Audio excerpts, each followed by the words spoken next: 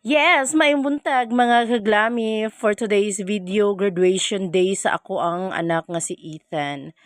So sayo pa sa buntag nagprepare nami, nagilis nami kay para makaabot nami sa venue ana. Pulis-pulisan siya karon nga adlaw kay mao ni kuan sa ilang eskwelahan kung unsay gusto nga ambisyon sa ilang sa bata mo ay ipasuot. Mao ni siya, mao ni iyahang pangandoy, mapulis daw siya pero ako'y pabuton di ko gusto mapulis. Uy kay dugay gabi na tong atiman unya. Isang bala ka lang, ouch, di ba? Ana, ug madayon manggaling ni siya sa iyang pagkapulis laban kay basin di ay mag-beautician, char. Maunang dapat sayo pa mag-ifo na ta, dili na ta sige gasto sa ato ang mga daghan nga kwarta kay para naa ubag tay makapang tuition sa ato ang anak. Fast forward na ta sa venue, hapit ta malate, char.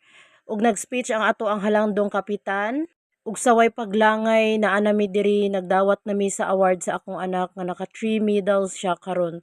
Thank you Ma'am Ayan sa mga learning nga imong gihatag sa among mga bata. Thank you so much sa among mga anak. Amat sa imong gihatag worth it kaayo ma'am. Daghang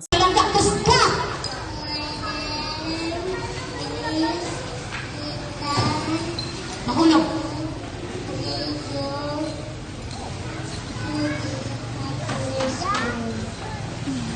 Okay. gusto gid siya mapulis. So naka-proud kaayo laban lang anak ko. Fast forward, pag uli na mo sa balay, na din tay client nga nagpaabot. Thank you Lord sa blessing. Ana.